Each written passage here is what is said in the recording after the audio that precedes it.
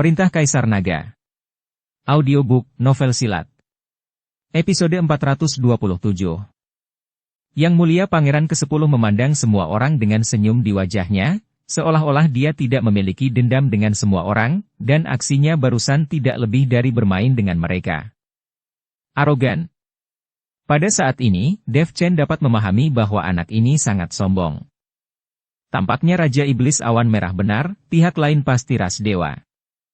Arogansi semacam itu terpancar dari tulang. Semua arogansi berasal dari lebih sedikit dipukuli dan lebih sedikit dibully. Jika Anda dipukuli setiap kali muncul, Anda mungkin tidak akan bangga. Jika saya pulih, saya pasti akan mengajari bocah kecil ini pelajaran yang bagus. Dev Chen melihat penampilan arogan dari Yang Mulia ke-10, hatinya sangat kesal. Ras dewa. Terus apa gitu loh? Dia masih keturunan klan naga emas dari klan naga, dan Dev tidak sombong seperti ini? Mendengar ini, Winslow dan guru yang tak terbatas semua menoleh ke arah Dev. Meskipun Dev Chen memang memiliki beberapa keterampilan, dia bisa bertarung di luar level. Tetapi di hadapan master seperti Yang Mulia ke-10, saya khawatir Dev Chen sama sekali bukan lawan dari lawannya. Merasakan tatapan Winslow dan guru yang tak terbatas, Dev Chen sedikit malu. Sepertinya dia hanya meniupkan kata-kata besar tanpa sadar. Apakah ini bakat yang dimiliki oleh garis keturunan naga emas? Dev Chen tidak ingin menyombongkan diri. Apakah hanya ini semua kekuatan dinasti Xiao? Ini sangat sampah. Dan perlahan diaktifkan. Yang Mulia ke-10 menjilat permen lollipop, lalu mencabut tongkat permen lollipop, dan melambaikannya ke arah mereka. Boom! 2R. Dengan gelombang ini, aura pedang yang menakutkan muncul, menebas semua orang. Bajingan. Sialan. Semua orang tidak bisa menahan diri untuk tidak melontarkan bahasa kotor. Dengan tongkat permen lollipop, Anda dapat menggunakan aura pedang yang menakutkan dengan satu gelombang. Bukankah ini terlalu keterlaluan? Jika semua hal bisa digunakan untuk mengeluarkan aura pedang, apalagi yang kamu butuhkan dari pedang? Guru tak terukur. Merasakan aura pedang yang menakutkan, McKinsey berteriak lagi. Guru yang tak terukur akan menangis. Amitabha. Tapi dia masih menyatukan kedua tangannya, dan setelah suara Buddha Amitabha, tubuhnya dipenuhi cahaya Buddha dalam sekejap, dan dia melihat tubuh guru yang tak terukur, seperti balon, dan akhirnya memblokir untuk semua orang di belakangnya. Boom! 2R.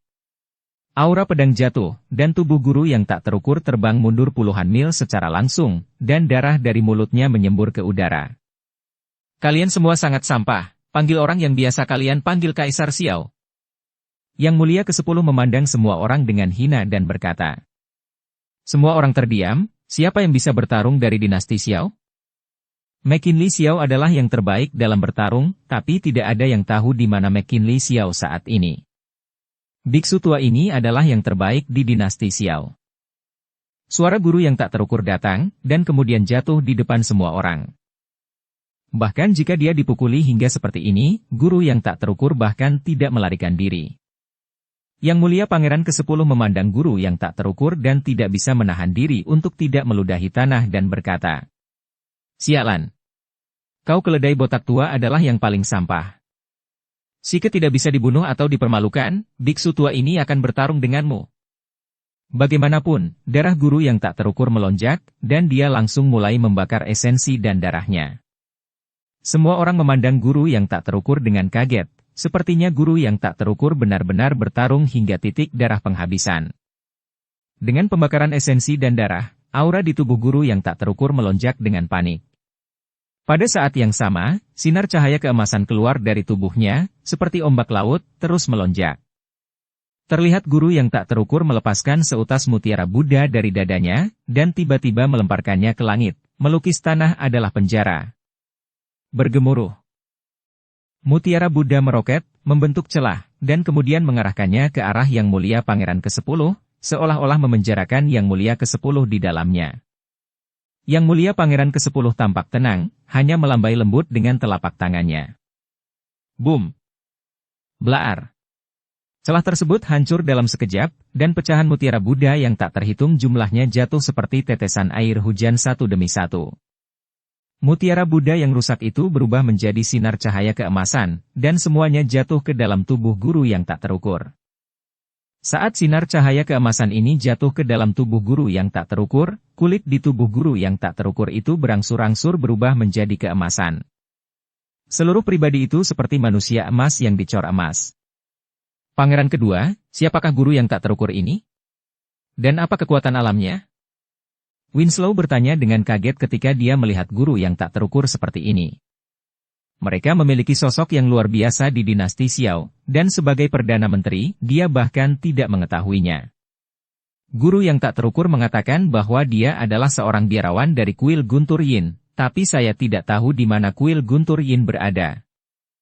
McKinsey berkata, "Apa? Kuil Guntur Yin?" Winslow terkejut. Dia sepertinya tidak pernah mendengar tentang batas-batas dinasti Xiao, dan tidak ada kuil Guntur Yin. Mungkin itu adalah kuil di wilayah lain di dunia surga dan manusia. Namun, setelah mendengar kuil Guntur Yin, Raja Iblis Awan Merah di Lautan Pengetahuan Dev Chen berkata, "Alam keledai botak tua ini tidak terlihat tinggi, tetapi sarana wadahnya bagus. Ternyata itu adalah biksu dari kuil Guntur Yin. Mungkinkah para biarawan kuil Guntur Yin juga berpartisipasi dalam perang antara dewa dan iblis di dunia surga dan manusia saat itu?" Senior, apakah kau tahu kuil Guntur Yin? Dev Chen buru-buru bertanya. Tentu saja, kuil Guntur Yin ini adalah kuil paling terkenal di langit surga tingkat 4, dan banyak orang suka pergi ke sana untuk beribadah. Orang tua ini pernah ada di sana, tapi saya hanya pergi bermain, tapi saya tidak memuja keledai tua botak itu. Raja Iblis Awan Merah menjelaskan. Jadi, guru yang tak terukur ini juga dari alam surgawi? Tampaknya dia juga terperangkap di dunia surga dan manusia. Dev Chen tidak dapat menahan perasaan bahwa saat itu, dalam perang antara dewa dan iblis, dia tidak tahu berapa banyak dewa dan iblis dari alam surgawi yang terperangkap di dunia surga dan manusia oleh formasi langit dan bumi yang agung. Orang-orang ini terjebak di dunia surga dan manusia, dan tidak ada cara untuk berlatih sama sekali. Setelah ribuan tahun terjebak di dunia surga dan manusia, banyak dari mereka telah banyak mengurangi kekuatan wilayah mereka. Hanya saja Dev Chen tidak mengerti. Karena guru yang tak terukur-terukur ini adalah orang dari alam surgawi, mengapa dia sangat membantu McKinsey? Pangeran kedua, mengapa guru yang tak terukur ini bekerja sangat keras untukmu? Bingung, Dev Chen hanya bisa bertanya kepada McKinsey. Bagaimanapun, orang-orang dari alam surgawi ini sangat sombong, dan mereka memandang rendah para biksu di alam surga dan manusia ini. Saya tidak tahu. Saya juga bertemu guru yang tak terukur secara kebetulan. Dia berkata bahwa saya memiliki akar kebijaksanaan dan merupakan reinkarnasi dari Sang Buddha, dan hingga saat ini, dia telah berada di sisi saya. McKinsey berkata dengan jujur. Ketika Dev Chen mendengarnya, dia tidak bisa berkata-kata. Akankah reinkarnasi Buddha semacam ini benar-benar ada? Bukankah ini tipuan yang menipu? Hei bocah, kau tidak mengerti. Nenek moyang dari tanah Buddhis ini memang membutuhkan latihan reinkarnasi. Satu reinkarnasi adalah 1000 tahun, dan praktik reinkarnasi tidak membedakan dunia. Di ribuan dunia galaksi kosmik ini, mereka akan bereinkarnasi di dunia manapun secara acak, jadi anak-anak Buddhisme ini akan mencari reinkarnasi Buddha di 1000 dunia agung.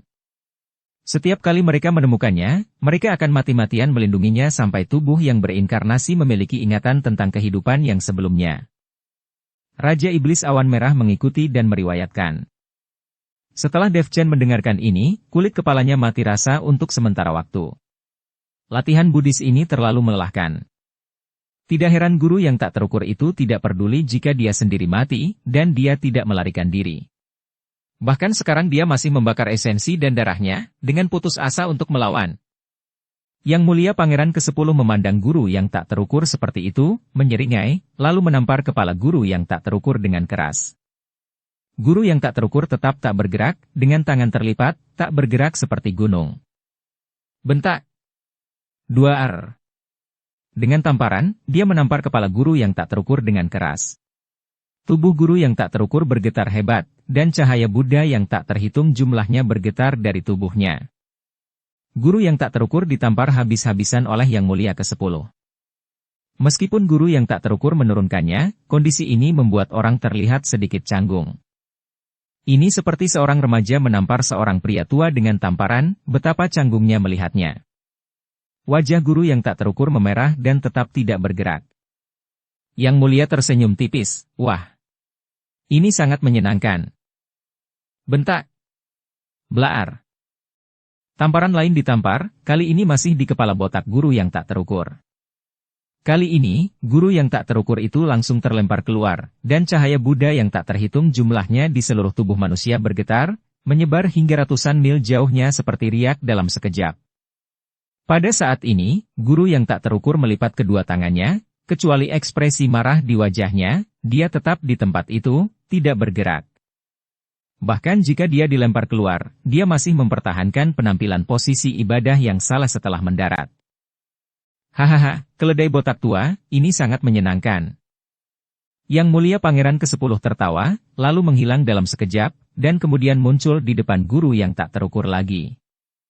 Semua orang bisa melihatnya, Yang Mulia ke-10 ini sedang bermain dengan guru yang tak terukur.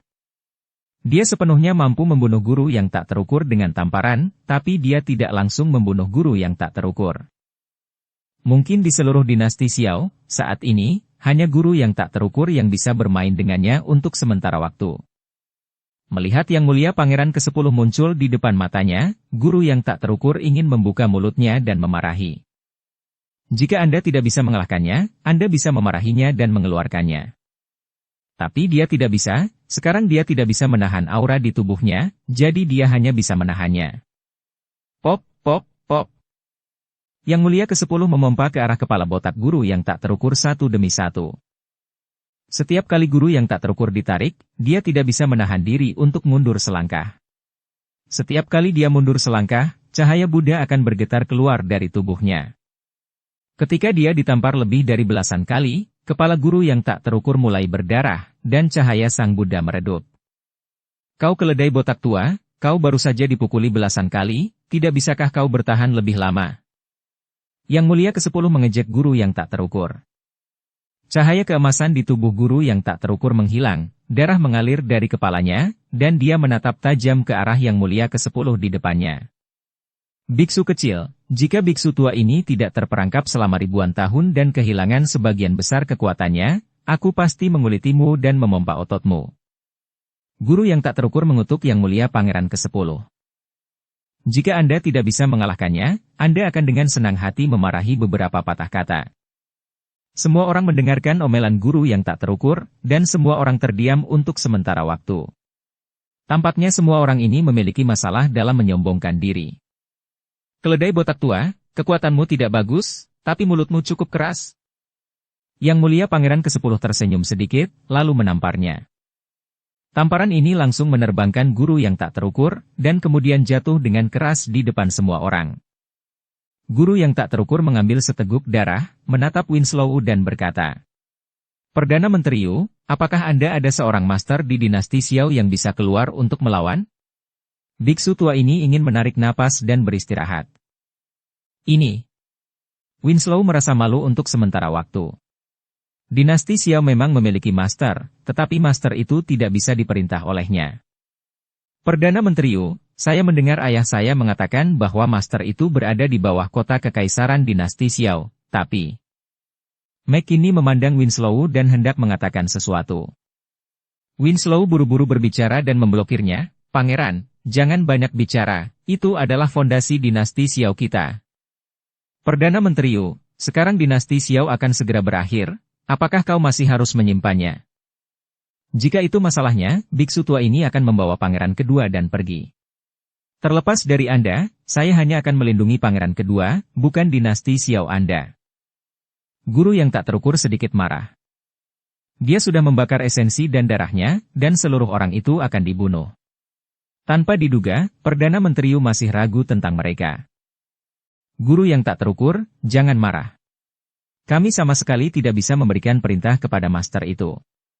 Hanya Kaisar Xiao yang bisa memberinya perintah. Winslow buru-buru menjelaskan. Jika guru yang tak terukur pergi, akan lebih mustahil bagi mereka untuk menghentikan Yang Mulia Pangeran ke-10. Di mana Kaisar Xiao Anda? Mengapa itu tidak muncul saat ini? Guru yang tak terukur bertanya. Semua orang saling memandang, karena mereka tidak tahu kemana perginya McKinley Xiao saat ini. Pangeran Xiao, aku akan mengurus urusan ini sendiri. Bagaimanapun, aliansi penyegelan iblis ini menginginkan diriku. Dev Chen perlahan bangun dan berkata. Saat ini Dev Chen sangat lemah, dan hampir tidak mampu menopang tubuhnya. Tuan Chen, ini bukan lagi masalah Anda dengan aliansi penyegelan iblis. Tetapi dinasti Xiao kami juga berkonflik dengan aliansi penyegelan. Bahkan jika kau ditangkap, orang di depan kita tidak akan melepaskan dinasti Xiao kami. Jangan khawatir, Tuan Dev Chen, dinasti Xiao saya tidak begitu mudah dihancurkan. Setelah McKinley selesai berbicara, matanya berkedip dengan tekad. Saya melihatnya mengeluarkan token persegi seukuran telapak tangan dari lengannya, dengan tulisan Xiao terukir di atasnya, dan di kedua sisi karakter tersebut, ada beberapa kata yang tidak jelas dan sulit diukir. Dev Chen tidak tahu itu sama sekali. Melihat McKinley mengeluarkan token persegi di tangannya, Winslow panik dan berkata, Pangeran, apa yang akan kau lakukan? Perdana Menteri Yu, dinasti Xiao akan hancur hari ini, dan saya bertanggung jawab. Ini harusnya adalah ujian yang diberikan oleh ayahku. Setelah McKinley selesai berbicara, cahaya merah mulai berkedip di telapak tangannya, dan kemudian garis-garis merah muncul, dan garis-garis merah mulai menyebar di langit. Perdana Menteri Yu, apa yang dilakukan kakak laki-laki? Setelah melihat ini, McKinsey bertanya dengan rasa ingin tahu. Perdana Menteri Yu menghela nafas pelan dan berkata, Pangeran Mahkota akan menggunakan kekuatan darahnya untuk memanggil leluhur dari dinasti Xiao. Mendengar kata-kata Winslow, mata guru yang tak terukur tiba-tiba menyala dan berkata, Biksu tua ini hampir lupa bahwa pangeran kedua adalah reinkarnasi Sang Buddha, dan dia juga memiliki darah Sang Buddha di tubuhnya. Anda juga bisa menggunakannya.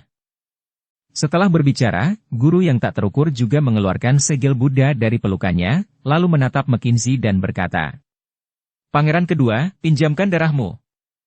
Guru yang tak terukur, apakah saya benar-benar reinkarnasi seorang Buddha? McKinsey bertanya dengan curiga. Dia sama sekali tidak mempercayainya, bagaimana dia bisa menjadi reinkarnasi Sang Buddha.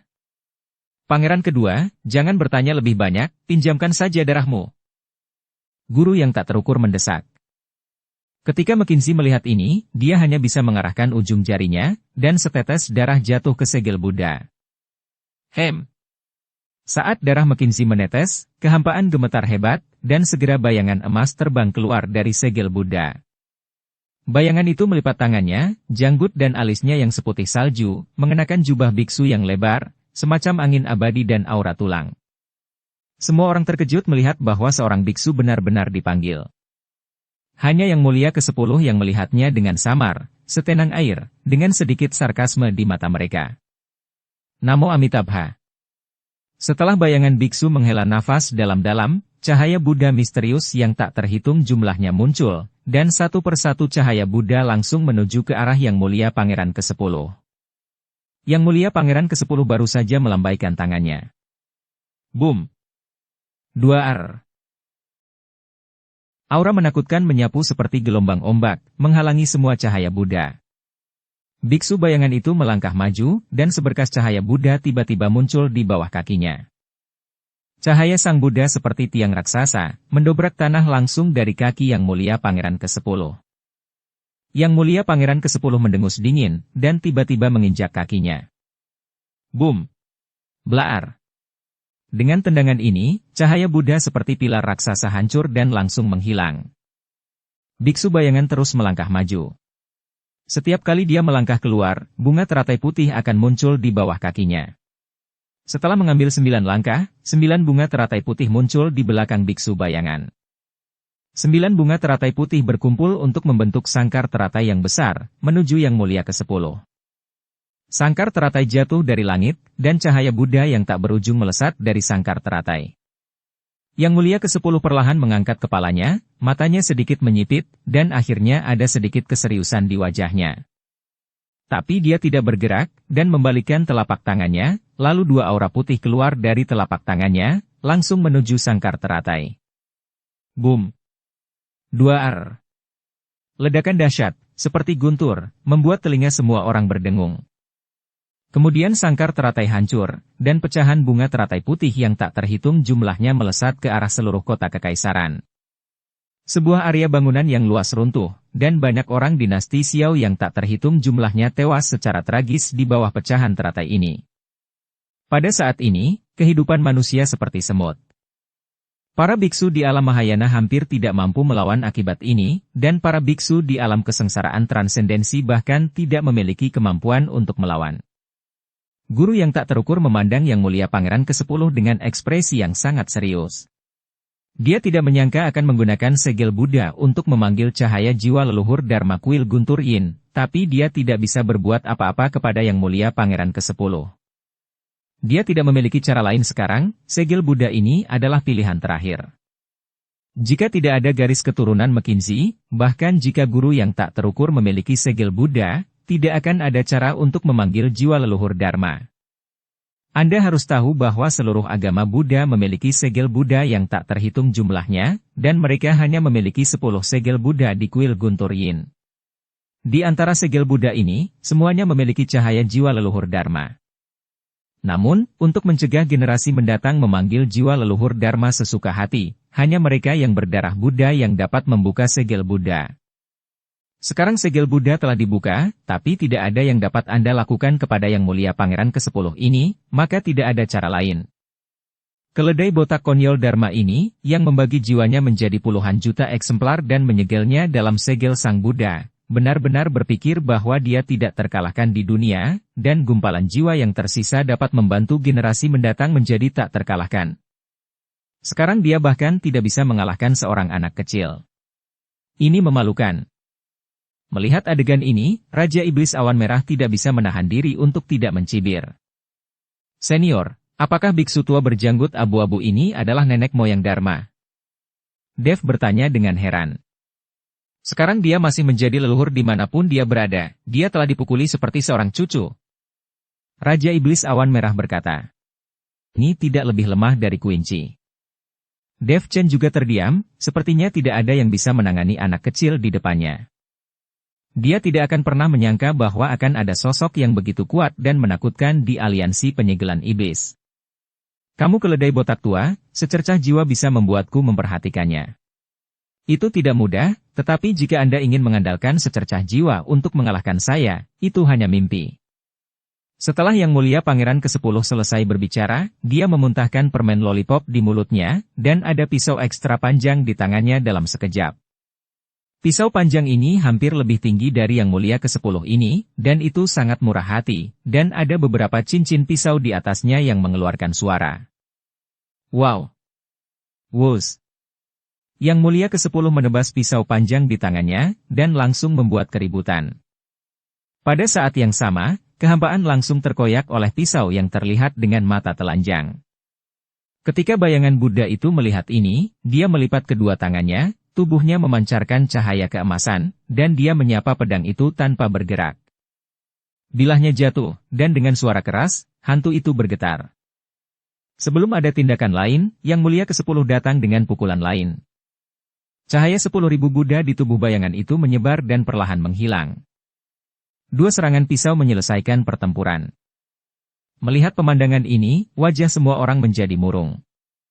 Guru yang tak terukur jatuh ke tanah, dia tidak lagi memiliki kemampuan lain, dan kartu truf habis semua, dan dia tidak bisa berbuat apa-apa terhadap lawannya. Hei, garis keturunan Buddha Pangeran kedua belum sepenuhnya terbangun, dan semangat leluhur Dharma yang dipanggil terlalu lemah. Guru yang tak terukur menghela nafas pelan dan berkata, Guru yang tak terukur, kamu mencoba yang terbaik, selanjutnya serahkan padaku. Setelah McKinney selesai berbicara, seluruh kota kekaisaran memancarkan cahaya keemasan, dan bangunan asli yang runtuh semuanya dipulihkan secara ajaib pada saat ini. Pemandangan di sekitar semua orang juga berubah, dan saya tidak tahu kapan ada lusinan orang lagi di belakang mereka. Satu persatu, orang-orang ini memiliki aura yang luar biasa, dan mereka semua adalah biksu dengan lebih dari tingkat 4 di alam Mahayana. Setelah Dev Chen melihat ini, dia menyadari bahwa bangunan depannya tidak benar-benar dipugar, tetapi McKinney menggunakan ini untuk membuat semua orang memasuki dimensi ruang dan waktu berbeda. Lokasinya juga di kota kekaisaran, tetapi karakter di sekitarnya telah berubah. Tampaknya orang-orang di belakang mereka adalah kartu truf dinasti Xiao, dan mereka tidak akan menggunakannya sampai mereka harus menggunakannya. Yang Mulia Pangeran ke-10 memandang lusinan biksu yang tiba-tiba muncul dengan tenang, tanpa sedikit pun rasa takut di matanya. Ini semua adalah orang-orang kuat dari dinasti Xiao, dan Yang Mulia ke-10 ini tidak takut. Sudah berapa tahun? Dinasti Xiao tidak pernah menggunakan kita. Apakah dinasti Xiao mengalami krisis hidup dan mati sekarang? Seorang pria tua berbicara perlahan. Anggota senior dinasti Xiao yang terhormat, dinasti Xiao saya sekarang berada dalam krisis hidup dan mati. Generasi muda Mekini Xiao harus menggunakan segel Xiao untuk mengundang senior dinasti Xiao. Mekini membungkuk di depan orang-orang ini dan berkata. Orang tua itu dengan lembut menopang telapak tangannya, sebagai putra mahkota, Anda tidak perlu tunduk kepada orang tua seperti kami. Mari kita bicarakan, itu hanya masalah dinasti Xiao. Di mana musuh yang kuat? Orang tua ini ingin melihat siapa yang berani mengganggu dinasti Xiao kita. Itu dia. Mekini menunjuk ke Yang Mulia ke-10. Orang tua itu melihat ke arah jari-jarinya, dan mau tidak mau terkejut. Yang Mulia ke-10 tidak tahu kapan, sudah ada permen lollipop lagi di mulutnya, dan dia bersandar pada pisau panjang dengan ekspresi polos di wajahnya. Pangeran, kau mengatakan bahwa anak ini memaksamu untuk menggunakan segel. Mungkinkah dinasti Xiao saya sekarang begitu lemah sehingga bahkan seorang anak kecil pun dapat mengganggumu? Orang tua itu bertanya dengan kaget. Senior, jangan dibutakan oleh penampilannya. Orang ini sangat kuat. Kata Mekini buru-buru. Betapa mengerikannya seorang anak. Setelah berbicara, lelaki tua itu berjalan langsung menuju Yang Mulia ke-10. Langkahnya stabil, dan terlihat sangat percaya diri. Senior, tidak, cepat pergi dari sini. Setelah melihat ini, Mekini tahu bahwa lelaki tua itu meremehkan musuhnya, dan buru-buru berteriak. Tapi lelaki tua itu sama sekali mengabaikan Mekini. Tapi setelah mengambil beberapa langkah, tiba-tiba Yang Mulia Pangeran ke-10 bertindak. Puff! Kepala.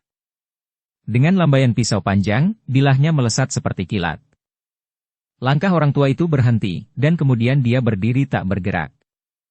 Sesaat, tubuh lelaki tua itu jatuh dengan keras ke tanah, dan dari tengah alisnya, bekas darah berangsur-angsur muncul. Terpotong dengan satu pisau. Langsung terbunuh dalam hitungan detik. Pada saat ini, semua orang merasa ngeri. Waduh! Mekini menghela nafas dengan menyesal. Jika lelaki tua itu tidak meremehkan musuhnya, mungkin dia tidak akan mati begitu cepat. Boneka yang sangat kuat, sangat berharga untuk merekrut kami. Pada saat ini, seorang lelaki tua berjubah putih perlahan melangkah maju dari belakang puluhan orang. Melihat orang ini, Winslow terkejut sejenak, dan buru-buru berjalan ke depan dan membungkuk. Winslow Yu, Perdana Menteri Dinasti Xiao ke-47, bertemu dengan leluhur tua kerajaan. Apakah sudah selama 47 tahun jabatan? Sangat cepat, sangat cepat. Pria tua berjubah putih itu berkata perlahan. Mekini dan McKinsey memandang lelaki tua berjubah putih itu, tetapi mereka tidak saling mengenal. Pangeran Mahkota, Pangeran kedua, ini adalah Perdana Menteri ke-11 dinasti Xiao kita, dan leluhur tua kerajaan adalah yang tertua dari dinasti Xiao. Winslow buru-buru memperkenalkan. Selanjutnya serahkan padaku. Ketika Mekini dan McKinsey mendengar ini, mereka buru-buru memberi hormat kepada lelaki tua berjubah putih itu. Perdana Menteri ke-11 ini jauh lebih tua dari ayah mereka.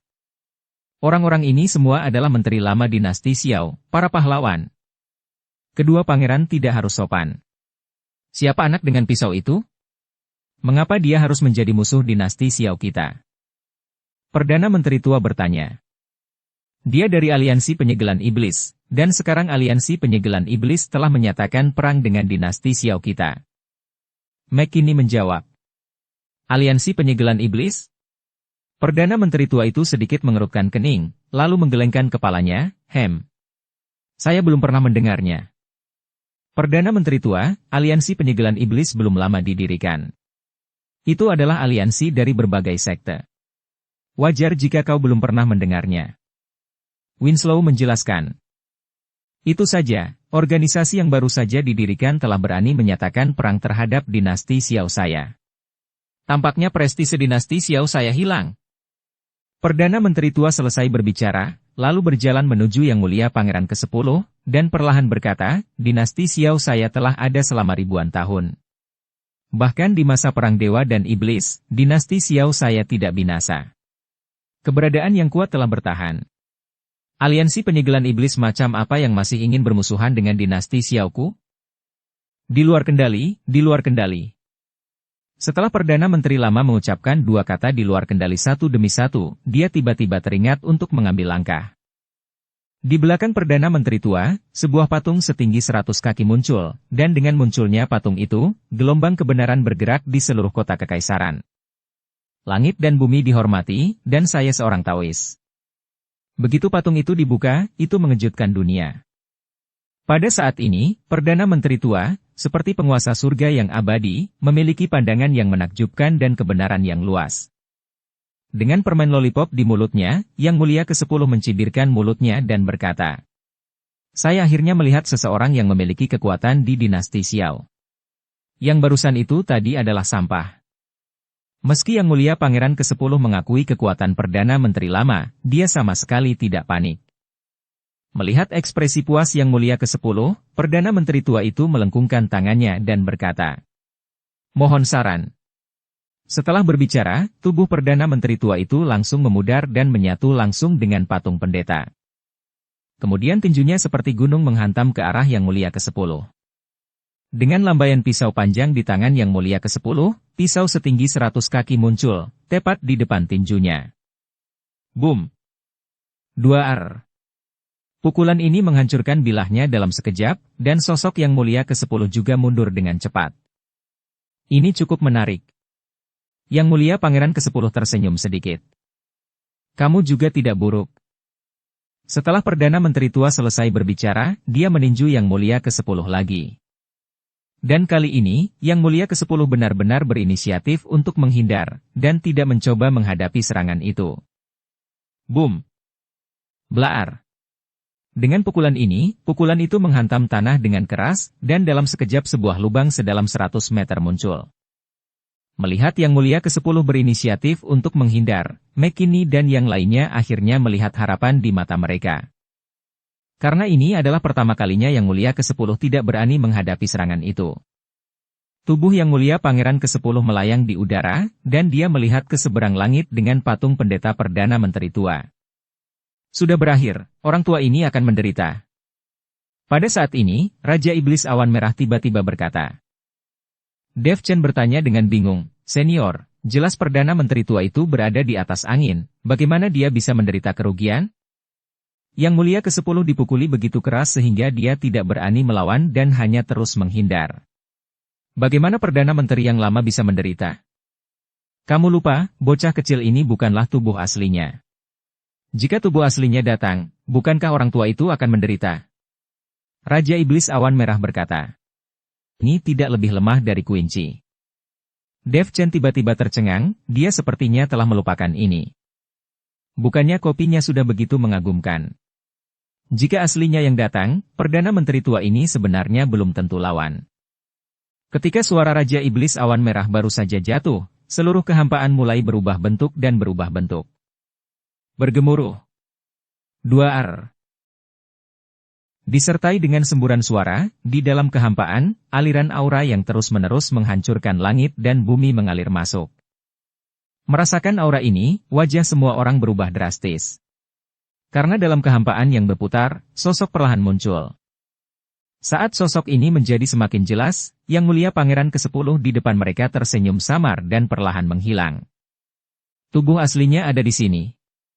Ada ekspresi horor di wajah semua orang. Jika bisa membuat tubuh asliku maju, dinasti Xiao bisa dianggap sebagai sesuatu. Tapi tidak banyak, hanya sedikit. Yang Mulia Pangeran ke-10 tersenyum dingin. Melihat tubuh Yang Mulia ke-10 tiba, Perdana Menteri tua itu menarik napas dalam-dalam dan tiba-tiba mengepalkan tangannya erat-erat. Di sekujur tubuhnya, aliran cahaya putih mulai bergejolak. Bumi perlahan retak, dan dari bawah bumi, pedang sepanjang 7 kaki muncul di depan Perdana Menteri yang lama, dan Perdana Menteri yang lama memegang pedang panjang itu di tangannya. Pedang Shang Fang.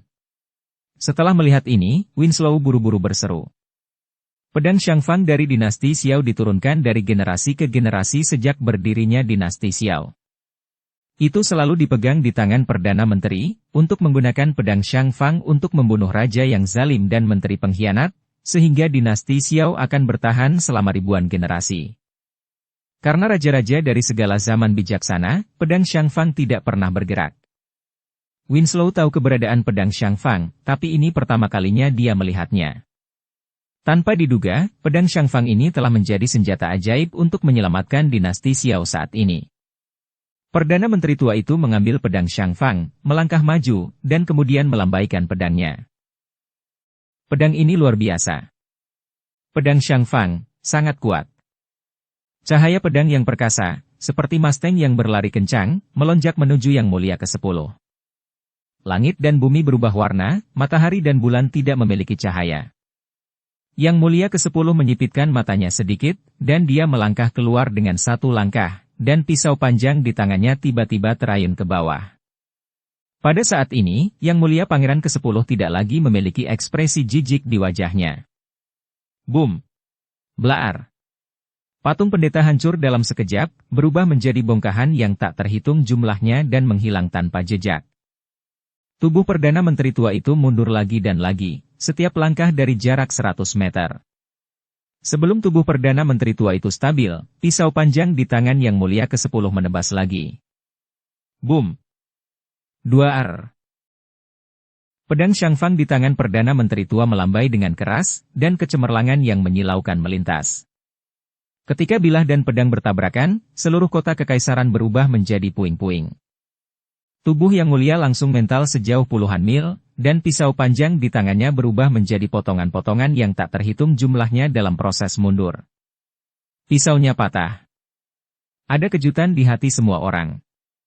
Dengan cara ini, bahkan jika tubuh Yang Mulia ke-10 tiba, itu bukanlah lawan dari Perdana Menteri lama. Tetapi pada saat ini, sentuhan keputusasaan melintas di mata Perdana Menteri yang lama.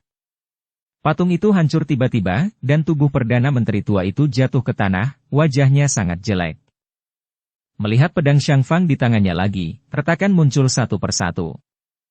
Segera, pedang Shang Fang patah setiap inci. Ekspresi terkejut dipadatkan di wajah semua orang. Perdana Menteri lama dikalahkan. Baru saat itulah semua orang mengetahuinya. Tapi Yang Mulia Pangeran ke-10 tidak kenapa-kenapa, dan tubuhnya muncul di depan semua orang lagi. Semua orang menghadap ke arah Yang Mulia ke-10, saling memandang satu persatu. Perdana Menteri tua itu bahkan menggunakan pedang Shang Fang, tapi dia tetap tidak bisa melukai anak di depannya. Bagaimana mereka bisa melawan dalam pertempuran ini? Perdana Menteri tua, Anda. Winslow memandang Perdana Menteri lama dan ingin bertanya apakah dia bisa melakukannya lagi, tetapi melihat Perdana Menteri lama seperti itu, Winslow masih tidak bisa mengatakannya. Winslow menatap guru yang tak terukur lagi, dan guru yang tak terukur merasakan tatapan Winslow tapi guru yang tak terukur menggelengkan kepalanya dengan tergesa-gesa. Guru yang tak terukur, kamu. McKinsey baru saja berbicara, tapi guru yang tak terukur buru-buru berkata, Pangeran kedua, biksu tua ini benar-benar sekarat. Bukannya biksu tua ini takut mati. Hanya saja ketika aku mati, tidak ada yang bisa menuntun Pangeran kedua untuk memahami Dharma dan mendapatkan kembali ingatan dari kehidupan sebelumnya. Semua orang tidak berbicara lagi. Pada saat ini, tubuh semua orang seperti gunung yang telah dihancurkan. Lusinan Master dari dinasti Xiao semuanya terdiam. Ini adalah kartu hall dari dinasti Xiao, tetapi kartu hall sudah digunakan, tetapi itu tidak membantu. Pada saat ini, semua orang mengarahkan pandangan mereka pada McKinney. McKinney adalah putra mahkota. Sekarang McKinley Xiao tidak tahu pergi kemana, sehingga McKinney lah yang bertanggung jawab atas seluruh dinasti Xiao. McKinney merasa bahwa dia berada di bawah banyak tekanan, tetapi dia tidak tahu harus melakukan apa. Yang Mulia ke-10 memandang kerumunan yang diam dengan mencibir di sudut mulutnya. Apakah ada orang di dinasti Xiao yang bisa bertarung? Suruh dia keluar dan bertarung. Jangan biarkan beberapa kucing dan anjing berurusan dengan saya. Apa kalian meremehkanku? Di mana Kaisar Xiao Anda? Keluarlah sebagai pelayan. Kata-kata yang mulia ke-10 seperti jarum beracun, menyengat setiap subjek dinasti Xiao. Dinasti Xiao, yang telah ada selama ribuan tahun dan memiliki jutaan orang, kini diinjak oleh seorang anak, dan tidak ada yang berani mengucapkan sepatah kata pun.